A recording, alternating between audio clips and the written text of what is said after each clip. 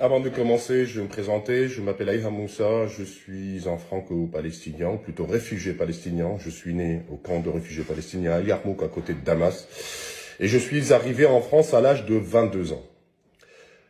Je veux être clair sur le sujet. Je suis franco-palestinien et j'apporte mon soutien infaillible à ce que l'armée israélienne détruise le Hamas. Mes pensées vont aux victimes, aux familles des victimes. Hamas a franchi une ligne rouge pour devenir clairement une organisation terroriste qui n'a rien à voir ni avec l'islam, ni avec les valeurs palestiniennes, ni avec les valeurs humaines tout court. Ce qui s'est passé samedi, dimanche, contre toute attente, d'une manière complètement surprenante et incrédible, n'est qu'un acte soutenu peut-être par la Russie, par l'Iran, l'entraînement, qui n'a rien à voir comme but pour la libération de quoi que ce soit de la cause palestinienne, mais qui va servir des agendas étrangères pour l'Iran, ou pour la Russie, ou pour je sais pas qui. Et on a envoyé des jeunes Palestiniens à la mort pour tuer, pour massacrer, pour commettre des actes barbares. Il n'y a pas d'autre mot, c'est de la barbarie. On dirait l'époque médiévale, de brûler des maisons, d'attaquer des gens civils, de tirer sur des gens dans les voitures, d'aller tuer des femmes, des enfants, de kidnapper, de prendre en otage des enfants. Ça n'a rien à voir avec nos valeurs en tant que Palestiniens, avec notre avis. On n'attaque pas les Juifs parce qu'ils sont Juifs, ça c'est faux, ça c'est une fausse idée.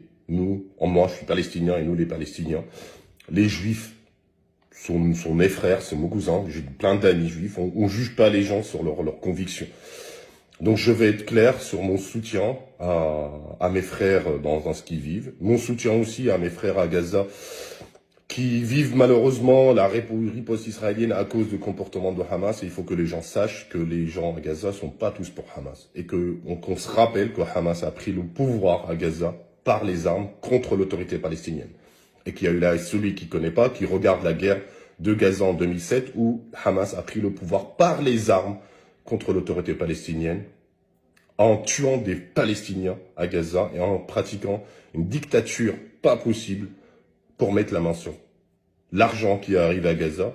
Et ils ont utilisé cet argent pour leur propre cause. Aujourd'hui, quand je regardais les tunnels, ils avaient des bétons armés alors qu'il n'y a même pas d'école.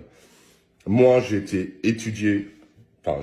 été enseigné, j'ai étudié dans le camp de réfugiés dans des écoles qu'on appelle du l'UNRWA, c'était des écoles des Nations Unies, et à la fin, j'ai profité des accords de l'Organisation de libération de Palestine, de l'OLP, pour venir continuer mes études en France. Et aujourd'hui, je vis en France et je travaille ici. Mais ce qui m'a permis de sortir de mon camp de réfugiés et d'évoluer et d'avancer dans la vie en tant qu'enfant, c'était l'enseignement, l'éducation m'a permis d'étudier Gaza. Il n'y a même pas d'école, on ne leur permet pas d'étudier. Au contraire, on prend les enfants de les écoles pour les formater, pour les envoyer à la mort, pour tuer d'autres personnes.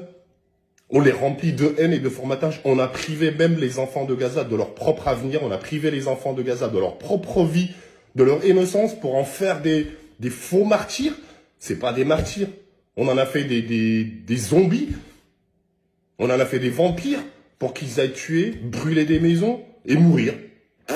Ils ont 18, 20 ans. Qu'est-ce qu'ils ont vécu? Rien grâce à Hamas, merci.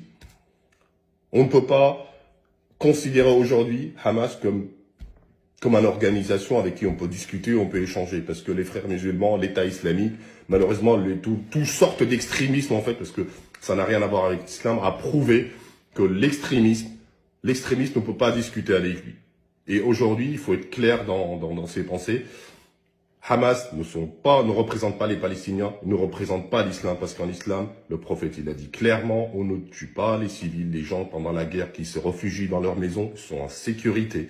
Abou Bakr, le premier calife, pendant la première guerre de l'islam contre les païens, il a dit clairement, si vous croisez des gens qui se réfugient, qui ne sont pas armés, vous les touchez pas, vous les laissez en sécurité. Il a même dit, ne tuez pas un animal, ne brûlez pas un arbre, ne coupez pas un arbre que pour manger. Vous ne touchez pas aux enfants, aux femmes et aux vieillards.